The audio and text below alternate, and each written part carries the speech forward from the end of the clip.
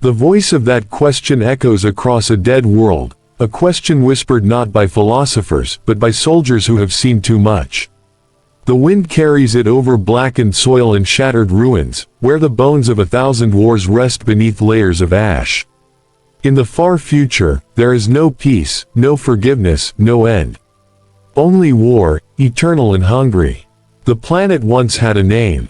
But the Imperium has long since forgotten it, as it has forgotten countless others. To the Administratum, it is a meaningless entry in an endless record of blood. To those who fight here, it is a tomb waiting to be sealed. The skies are bruised with smoke, the air poisoned with the scent of promethium and decay. Every gust carries the dust of the dead. And somewhere beyond the horizon, thunder rolls, not from the heavens, but from engines of war. They come as they always do, the angels of death, the Adeptus Astartes, space marines, sons of the Emperor, clad in ceramite and devotion. Their arrival is neither triumphant nor merciful. Dropships pierce the clouds like burning meteors, descending into the wastes. The ground trembles with their landing, and the silence before the storm breaks into metallic hymns of readiness. For them, this is not a battle. It is routine. It is purpose. It is what they were made for. Brother Titus stands among them, silent beneath his blue helm. His armor bears the scars of 100 campaigns, each one carved deeper into his flesh and soul. The aquila across his chestplate gleams faintly under the dying light, a symbol of a god he no longer fully understands. Beneath his armor, his heart beats not for glory, but for obedience. The voice in his mind is not his own. It belongs to the centuries of indoctrination that burned away what he once was. He feels the tremors beneath his boots. Distant vibrations, rhythmic, growing louder. Orcs. The green tide gathers beyond the horizon, a sea of muscle, iron, and madness. Their war drums beat in chaotic unison, each strike a promise of slaughter. The Astartes stand in formation, bolters ready, lenses glowing like cold suns in the dusk. Their sergeant speaks the words of doctrine, old as the Imperium itself. There is only the Emperor, and he is our shield. But even the shield of gods cracks, eventually. Titus listens to the litany with mechanical precision, repeating it without emotion. The words taste hollow now. Once, as a boy on WAAAGH, he had believed them. Once, he had dreamed of serving the Emperor, defending humanity, saving the weak. But now, after centuries of war, he cannot remember what the weak even look like. Every enemy bleeds the same. Every victory costs more of himself. The line between man and monster blurred long ago. Static hisses through the vox. A voice cuts through the noise, a scout reporting enemy movement. Thousands of orcs, maybe tens of thousands, moving fast. Their war banners rise like black mountains in the distance. The orcs do not hide. They never do. They want to be seen. They want the enemy to hear them coming, to feel the ground shake beneath their feet, to drown in fear before the killing begins. Brother Titus watches the horizon. The sun is little more than a red wound in the sky. He wonders, not for the first time, whether the Emperor sees him. Whether he remembers the faces of his sons who burned their lives away in forgotten wars like this. The thought fades as quickly as it comes. There is no room for questions. Questions breed doubt, and doubt breeds death. A low, guttural hum rises in his throat, the reflex of a warrior preparing for battle. He checks his bolter, feels the weight of the ammunition, the reassuring precision of imperial craftsmanship. Around him, his brothers move in silence, a single organism of faith and fury. Each of them knows this could be their last stand, though none will admit it aloud. Space Marines do not fear death. They fear failure. And failure is something the Emperor does not forgive. The sound of orc engines now drowns the wind, crude, roaring machines coughing black smoke into the air. The horde is close. Too close. The Astartes ready themselves behind broken fortifications, remnants of a long-dead civilization. The air grows heavy, thick with anticipation. Time seems to stretch and warp, every second a lifetime. Brother Titus breathes, slow and steady, feeling the ancient rhythm of war return to him. It is a music older than the Imperium, older than humanity itself, the song of destruction, endless and familiar. For a fleeting moment, he closes his eyes. He imagines peace, a thing he has never known. He sees a field untouched by fire, a sky unbroken by smoke. It's gone in an instant. His eyes open to the truth. There is only war. There always was. The Vox crackles again. The command comes through, stand ready. The words are cold, final, and in that moment, as the first echoes of the WAAAGH thunder across the valley, Brother Titus finally understands something that chills him deeper than any blade. Survival, in this galaxy, is not a gift. It is the cruelest curse of all. It's a question few dare to ask, and none who do ever truly want the answer. For within the ceramite shell of a space marine lies not a man, but the echo of one. A creation of science, faith, and cruelty, shaped for one purpose only, war. As the Ork horde rumbled closer, Brother Titus stood motionless, his shadow stretching across the cracked ground like a monument to extinction. Around him, the air shimmered with heat and ozone, the scent of machine oil and blood forever soaked into his armor. The bolter in his hands was heavy, not because of its mass, but because of what it represented, a burden carried for centuries. Every trigger pulled, every enemy slain, was another chain added to a soul that no longer remembered freedom. You see, most imagine space marines as gods, unshakable, perfect, fearless. But gods do not bleed. And they do not remember. Titus remembered. He remembered the day his human name was taken from him, replaced with the title, Initiate. He remembered the freezing pain of gene seed implantation, the endless drills, the blinding sermons, the voices screaming, "Forget who you were, you belong to the Emperor now." He remembered faces, mother, brother, a friend, but they were ghosts now, fading into the endless march of time. Each battle erased another piece of him. Each victory felt colder than the last. What remained was purpose, but purpose without peace is just another form of torment. And yet, deep down, beneath the layers of programming and devotion, something still flickered. Something human. A whisper that said, "You were more than this once." He crushed it quickly, as he always did. For weakness, even in thought, was heresy. The Vox channel hissed again, distant voices overlapping through static, prayers, orders, last words disguised as oaths of duty. Titus listened without listening. He had heard them all before, on 100 different worlds.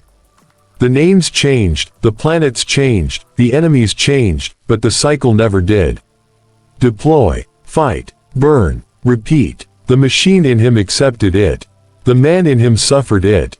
And that is the tragedy of the Space Marine, to be too human to be a monster, but too monstrous to ever be human again. He thought of the orcs again. Brutal, savage, mindless in their hunger for battle. And yet, they were honest. They fought because they loved it. Because it gave them meaning. There was no pretense, no illusion of duty or divinity. Just raw instinct, and in that, a kind of freedom. Brother Titus envied them for it. The chaplain's voice roared through the Vox, cutting through his thoughts like a blade. Brothers, the Emperor watches. Fear not the shadow, for we are his wrath. The words ignited the others, a surge of devotion, a collective roar. But Titus only felt emptiness. Wrath was all they had left. He wondered, fleetingly, if the Emperor's gaze ever truly reached them, or if they fought beneath an indifferent sky, worshipping a god who had long since stopped listening. The ground shook harder now. The orcs were close. Their guttural chants rose in the distance, a thunderous chorus of chaos. Titus closed his eyes once more, listening. To anyone else, it would sound like madness. But to him, it sounded almost like life. And for a moment, just a moment, he wished he could feel that again. He opened his eyes. The world around him was fire and dust, steel and death. The Space Marines raised their weapons. Their armor gleamed under the dying sun. The final calm before annihilation had arrived. And as the first orc roars broke through the smog, Brother Titus whispered something beneath his breath, words no one else would ever hear. If this is what it means to serve, then what does it mean to live? The words vanished in the thunder of the coming storm. And if you've stayed with me this far, here's your reward. By the end of this story, you'll see a truth that few ever realize, that in the Warhammer universe, the most terrifying battles are not fought with chainswords or bolters, but within the hearts of those who can no longer feel. So keep watching, because the next part will drag you deeper into the darkness than ever before. It's a question few dare to ask, and none who do ever truly want the answer. For within the ceramite shell of a space marine lies not a man, but the echo of one. A creation of science, faith, and cruelty, shaped for one purpose only, war. As the orc horde rumbled closer, Brother Titus stood motionless, his shadow stretching across the cracked ground like a monument to extinction. Around him, the air shimmered with heat and ozone, the scent of machine oil and blood forever soaked into his armor. The bolter in his hands was heavy, not because of its mass, but because of what it represented, a burden carried for centuries. Every trigger pulled, every enemy slain, was another chain added to a soul that no longer remembered freedom. You see, most imagine space marines as gods, unshakable, perfect, fearless. But gods do not bleed. And they do not remember. Titus remembered. He remembered the day his human name was taken from him, replaced with the title, Initiate. He remembered the freezing pain of gene seed implantation, the endless drills, the blinding sermons, the voices screaming, "Forget who you were, you belong to the Emperor now." He remembered faces, mother, brother, a friend, but they were ghosts now, fading into the endless march of time. Each battle erased another piece of him. Each victory felt colder than the last. What remained was purpose, but purpose without peace is just another form of torment. And yet, deep down, beneath the layers of programming and devotion, something still flickered. Something human. A whisper that said, "You were more than this once." He crushed it quickly, as he always did. For weakness, even in thought, was heresy. The Vox channel hissed again, distant voices overlapping through static, prayers, orders, last words disguised as oaths of duty. Titus listened without listening. He had heard them all before, on 100 different worlds. The names changed, the planets changed, the enemies changed, but the cycle never did. Deploy, fight, burn, repeat. The machine in him accepted it. The man in him suffered it. And that is the tragedy of the Space Marine, to be too human to be a monster, but too monstrous to ever be human again.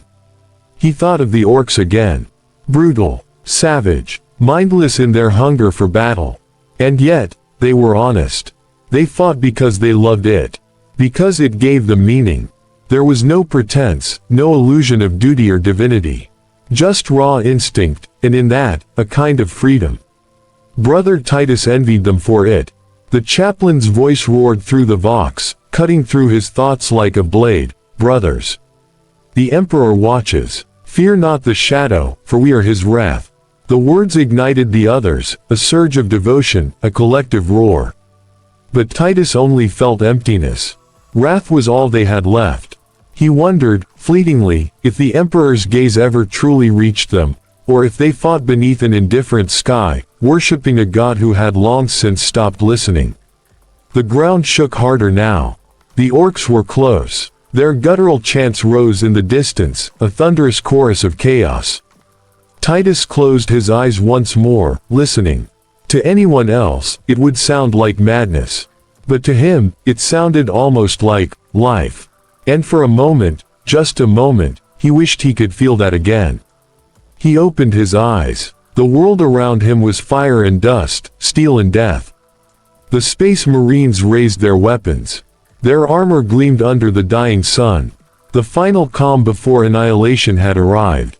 And as the first orc roars broke through the smog, Brother Titus whispered something beneath his breath, words no one else would ever hear.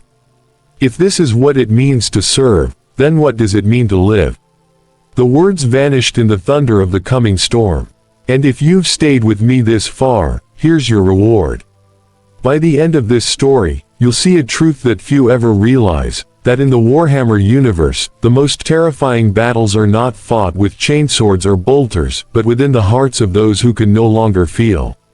So keep watching, because the next part will drag you deeper into the darkness than ever before.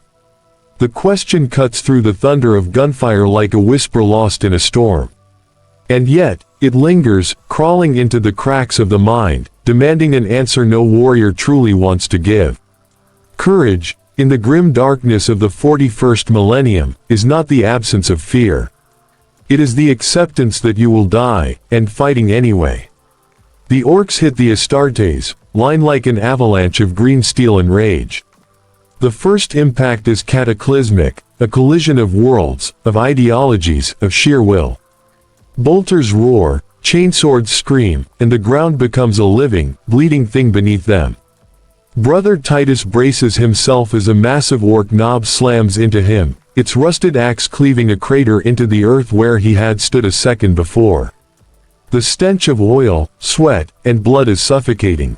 He fires his bolter point blank, the explosive shell detonating inside the creature's chest. The orc laughs, actually laughs, as it dies, grinning through broken tusks before collapsing at his feet. For a moment, everything slows.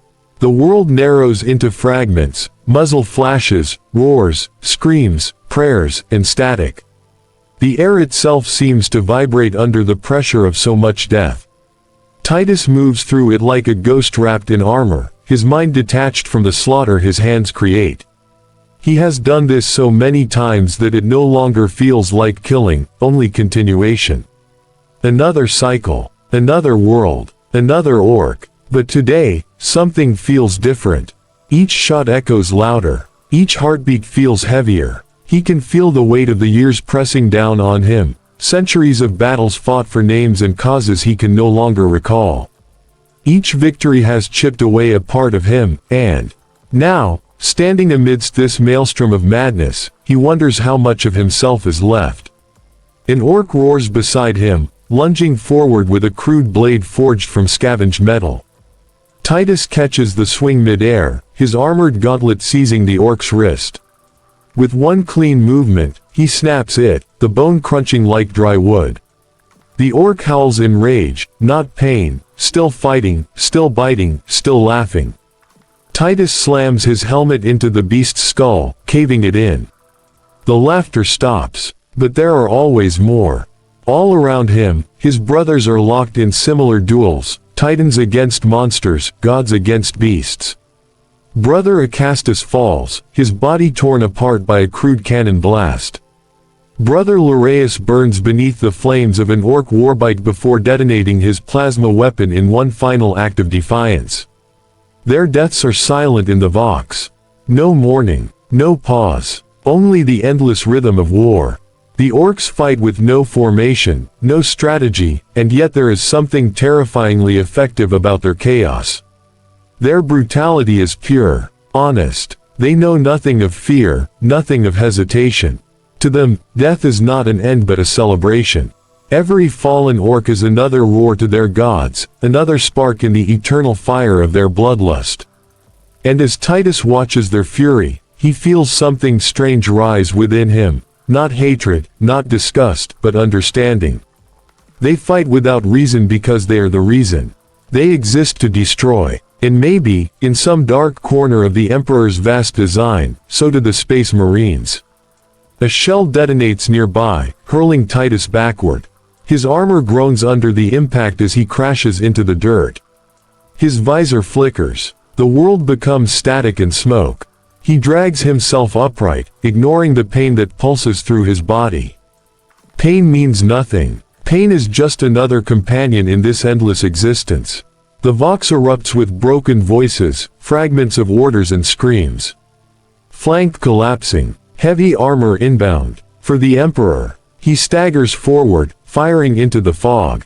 Every bolt finds a target. Every target explodes in blood and fire.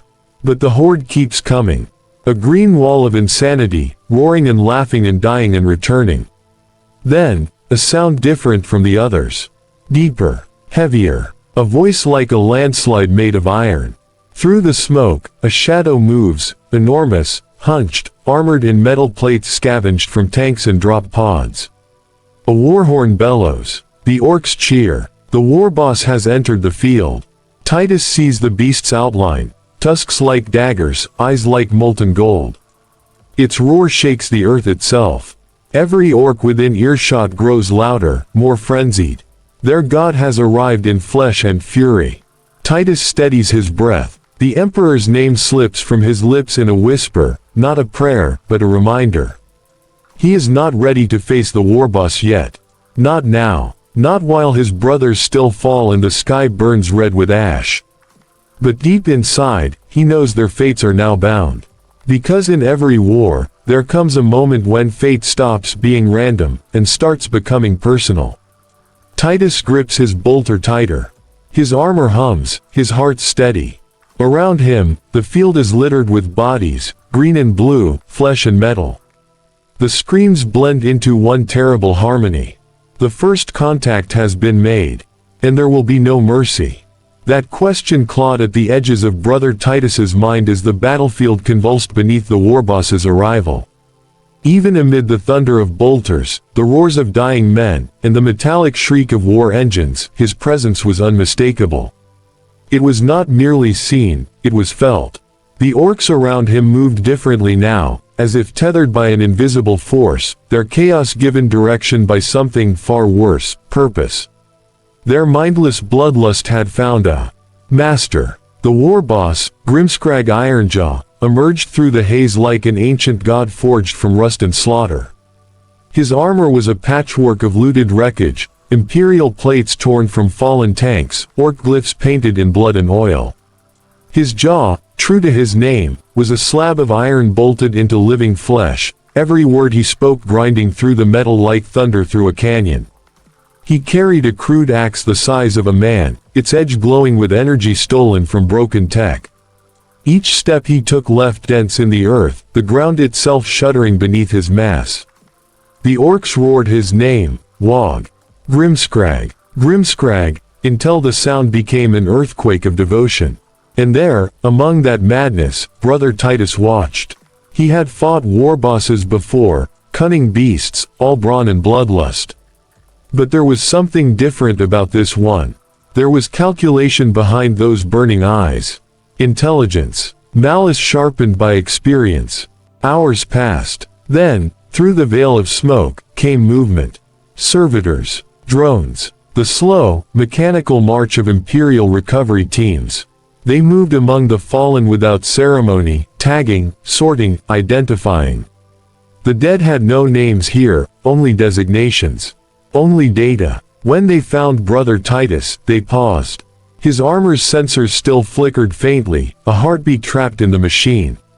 The lead servitor extended a mechanical limb, scanning the corpse. A voice crackled through its vox, cold and indifferent. Ultramarine. Confirmed deceased. Gene seed retrieval authorized. The servitor reached forward, and the whine of surgical tools filled the air. There was no reverence in its motion, only procedure. To the Imperium, death was not an ending, but a resource to be harvested. And yet, as the machine worked, something strange happened. A faint light flickered behind Titus's shattered visor, not life, but memory. A final spark of consciousness, echoing in the circuitry of his armor. Images flashed through that fading spark. His brothers laughing in the barracks, the first sunrise on WAAAGH, the voice of his sergeant swearing eternal loyalty to the Emperor. Then, a final vision, the war boss, laughing even as he died. That sound lingered longer than it should have, as though the echo of their battle would haunt eternity itself. The spark faded. The servitor continued its work, blind to the ghost it had just erased. When they took the gene seed and sealed the body for cremation, the sky above finally broke open. Rain poured down in sheets, hissing against the fires still burning across the battlefield. The planet wept, not for victory or loss, but for the silence that followed both. Far away, on a command vessel orbiting the dead world, a captain of the Ultramarines received the report. Casualties, total. Objective secured. Orc warboss eliminated. He nodded once, voice measured. The Emperor's will is done. And that was it. No ceremony. No names spoken. No mention of Brother Titus, or the brothers who fell beside him. Their sacrifice was another footnote in the endless ledger of the Imperium's wars, one among millions. But the echoes remained. The orcs who survived the battle told stories of the blue-armored warrior who fought their warboss to the death, and the laugh that both shared in their final moments. In time, that story would twist and grow, passed from mouth to mouth until it became legend. Some said the Marine spirit still haunted the battlefield. Others claimed that on quiet nights, the wind carried the sound of the warboss's laughter and the whisper of a bolter's hymn, woven together in eternal war. Some truths, after all, refuse to die. Because in the grim darkness of the far future, there are no endings, only echoes. And those echoes are what the galaxy is built upon. The Imperium would move on. The orcs would rise again. Another world would burn. Another hero would fall. But for this moment, this one fleeting, fragile moment, the dead were remembered. Not by statues or scriptures, but by the whisper of wind across the ashes, carrying a story only the stars could understand. The battle between the Space Marine and the warboss was over. But the war never ends. The void between stars was vast and uncaring, a black sea that swallowed everything, even memory. The war-torn planet below was already fading from Imperial record, its name erased, its data archived under a single word: cleansed. High above it, in the cold belly of a battle barge, the remnants of the Ultramarine strike force floated in uneasy stillness. The lights were dim, the decks were quiet, the great banners of the Emperor still hung, but even they seemed tired. In a shrine chamber deep within the ship, a single figure knelt before a golden icon, the likeness of the Emperor enthroned, eternal and unmoving. The figure's armor was scorched, his hands trembling slightly as they clutched a blood-stained rosarius. It was Chaplain Marius, the spiritual guide of the fallen company, now one of the last left alive.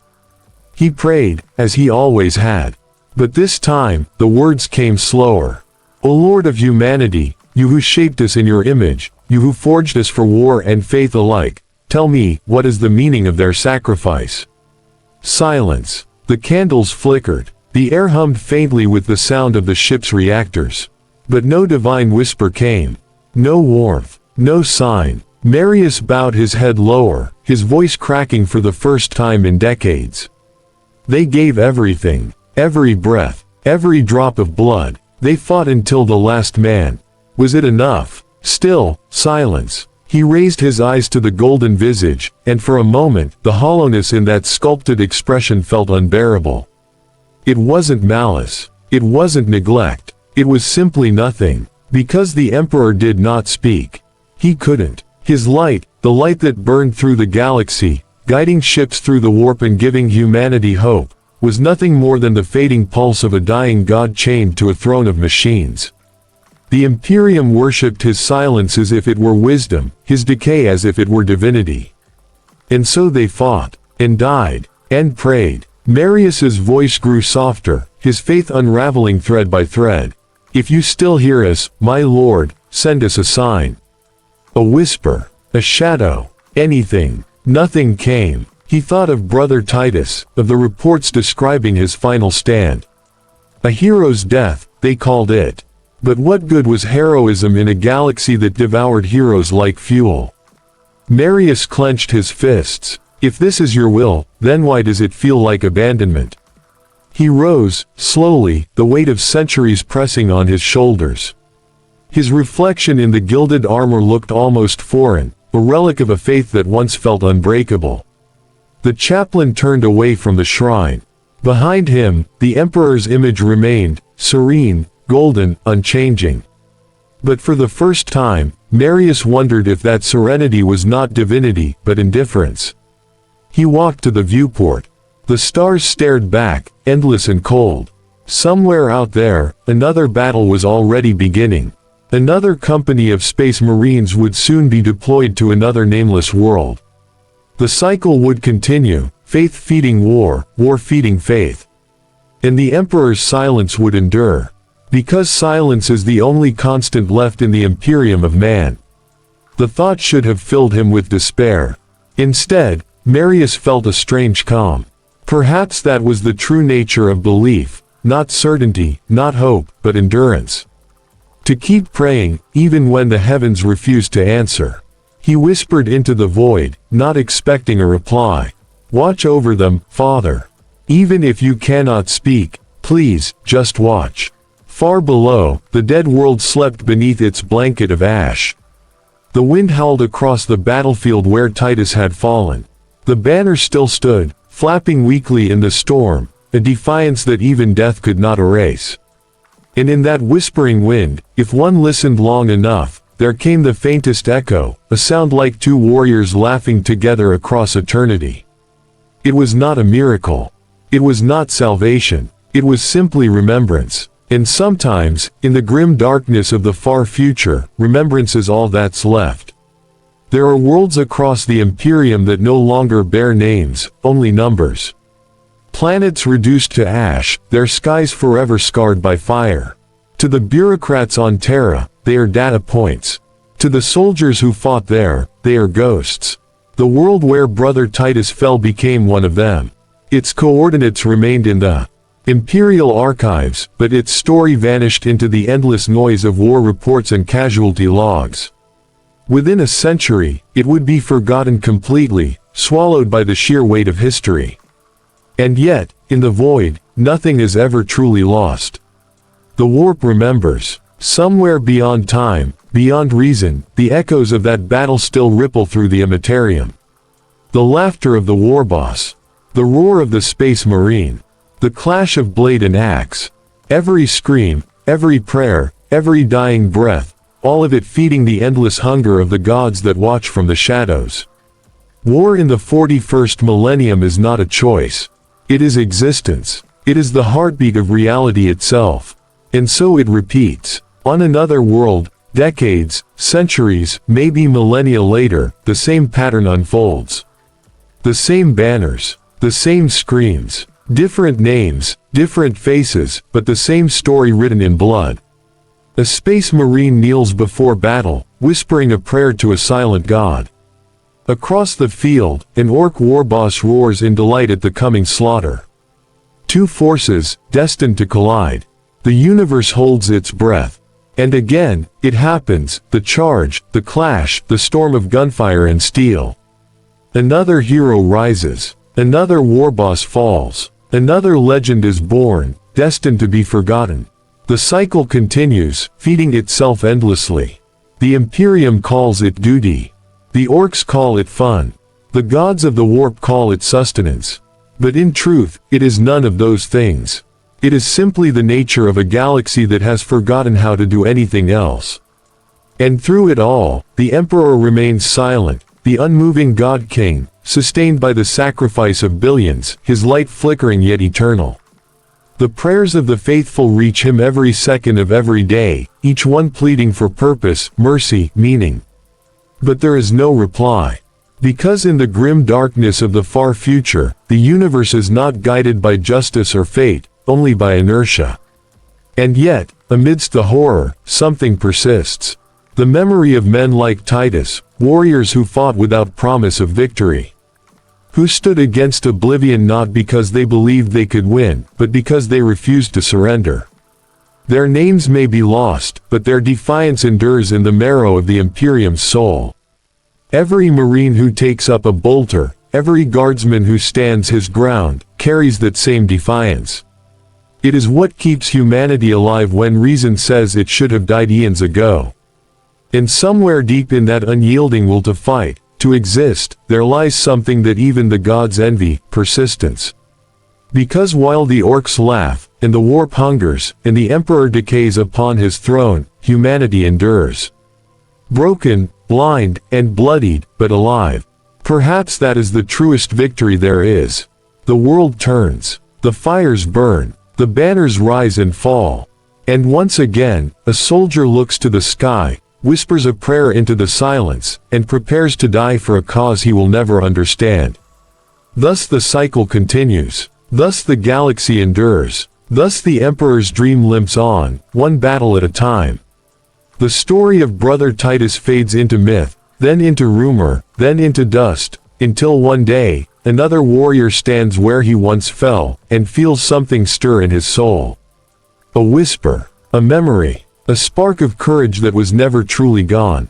And though he does not know why, he raises his weapon and charges forward, smiling through the fear. Because in this universe, there is no peace among the stars. Only an endless echo, of war, of death, of faith, of laughter. And the cycle never ends. The galaxy sleeps beneath a shroud of fire. Worlds burn, fleets drift silent through the void, and the light of the Astronomicon flickers like a dying flame. Across the countless systems of man, the same prayers echo through. Static-filled Vox transmissions, for the Emperor. For humanity. For survival. But what is survival when every sunrise is another war? The truth is whispered only by those who have seen too much. By the old veterans who no longer speak of glory. By the chaplains who bless the dead and wonder if their own faith still burns, or if it's just the ember of routine. They do not speak of victory, because in the Imperium, victory is a temporary illusion. A single heartbeat between one apocalypse and the next. For the Space Marines, this is the cruelest truth of all. They were not made to live. They were made to fight, to endure beyond reason, to be tools of a will greater than their own. Even in death, they are recycled, remembered, reforged. Their armor repaired. Their names passed down. Their essence absorbed into the myth of eternal war. Brother Titus became that myth. His sacrifice echoed across generations, not as a tale of triumph, but as a silent reminder that the Emperor's finest are also his most cursed. To fight forever, knowing peace will never come. And the orcs, they laugh because they understand something humanity never will. For them, war is not tragedy, it's purpose. They do not fear the endless cycle because it is their joy. Each battle is rebirth. Each fight, a celebration of life in its most violent form. They do not dwell on death because death means nothing when every explosion, every roar, every clash of steel is a hymn to their god of war. Perhaps, in a twisted way, they are the only ones truly free. The galaxy mocks the idea of heroes. It grinds them down, swallows their bones, and moves on. Yet, despite it all, the human spirit endures, raw, trembling, and defiant. It clings to faith, even when faith feels hollow. It creates legends from ashes, purpose from pain. And maybe that's the true miracle of mankind, the refusal to stop believing, even when belief itself becomes madness. Because the Emperor's light, faint as it is, still burns. Because every world saved for a single day is still worth saving. Because every warrior who stands in defiance against the darkness keeps humanity from falling into extinction, even if only for another moment. And moments are all the Imperium has left. In the grand theater of the 41st millennium, the players never change. The backdrop never shifts. The curtain never falls. Yet the audience, you, the observer, are left with one unshakable truth. The story of Warhammer is not about victory. It's about endurance. Not about heroes, but the cost of heroism. Not about peace, but the courage to live without it. So when you next imagine the clash of chainswords and choppas, the roar of bolters and the laughter of orcs, remember, somewhere, out there, another Titus stands ready. Another warboss raises his axe. And the universe holds its breath once more. The cycle turns again. The blood spills again. And through it all, the Emperor's dream, broken, battered, and bleeding, somehow survives. That is the brutal reality of a Space Marine versus Ork battle. That is the truth behind the myth, endless, merciless, magnificent. The Golden Throne hums with the low, eternal drone of ancient machinery. Thousands of servitors line the chamber, their flesh fused with cables, their eyes empty. The air is heavy with the scent of oil, incense, and death. 100 souls perish every hour just to keep the Emperor's light flickering, to keep the beacon of the Astronomicon alive, to keep mankind from falling into the abyss. And there he sits, silent, motionless, neither dead nor alive, a god entombed in his own throne. For 10,000 years, his body has not moved, yet his presence touches every world. His warriors still kill in his name. His priests still preach his divinity. His enemies still curse his empire. The galaxy itself has become his reflection, vast, broken, and unendingly cruel. But in the quiet between heartbeats, when the mechanical hum fades, there is something else. Something older. Something weary. A whisper. It is not command or anger, not even pain. It is the sound of memory, of a man who once walked among his people, who once believed in a vision of unity, not conquest. Before the wars, before the betrayal, before the throne, he remembers faces long turned to dust. Sons who called him father. Friends who called him brother. Enemies who once believed they could change fate. All gone, all buried beneath the weight of eternity. And for a fleeting instant, if the galaxy were quiet enough, you might almost hear him speak. Not to the High Lords. Not to the Space Marines. Not to the priests who chant his name.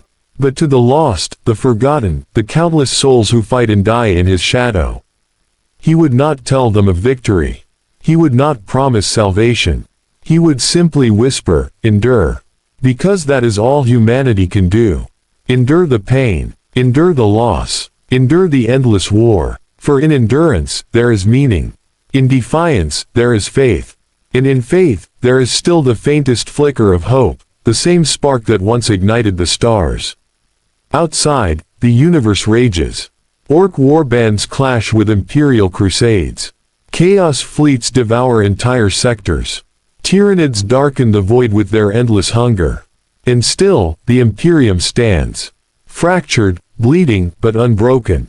That, perhaps, is the greatest miracle of all, that after 41 millennia of slaughter, humanity still refuses to die.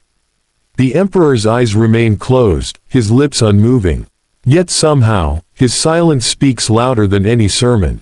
It is a silence filled with purpose, with grief, with the echo of a single truth, that the galaxy he built has become a reflection of the human soul itself, defiant, brutal, and tragically eternal.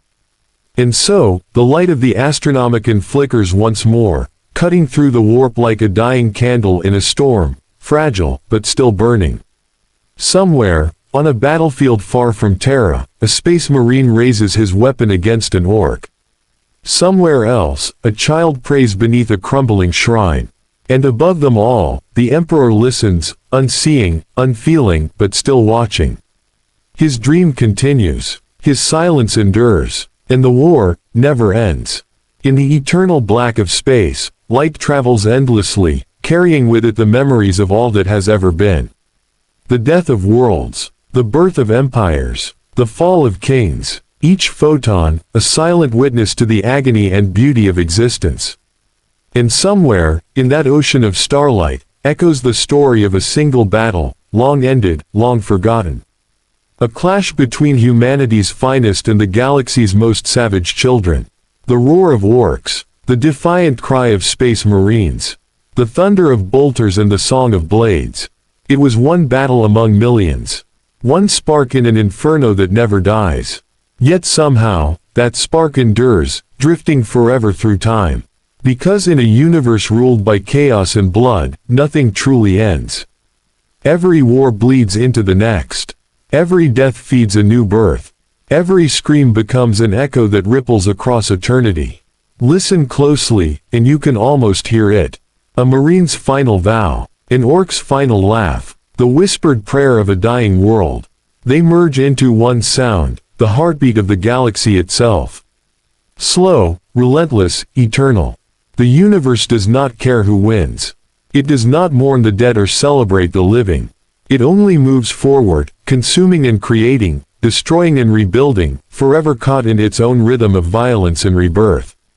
And yet, even in its cold indifference, there is something profound. Because as long as there are those who fight, not for glory, not for conquest, but simply because they must, the universe remembers them. It etches their courage into the fabric of existence. Every act of sacrifice, every final stand, every refusal to yield becomes a quiet defiance against the void. Brother Titus, the nameless heroes, the forgotten warriors, their stories don't vanish. They become part of something larger. They become the echo. And that echo travels still, through the warp, through the stars, through the ages. It reaches new worlds, new ears, new hearts. It whispers to the next generation of soldiers who pick up their weapons and stand where giants once stood.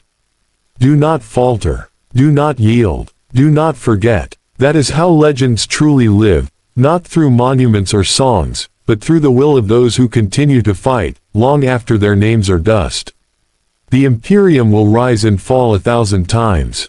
The orcs will burn and return 1,000 more. The gods will hunger, the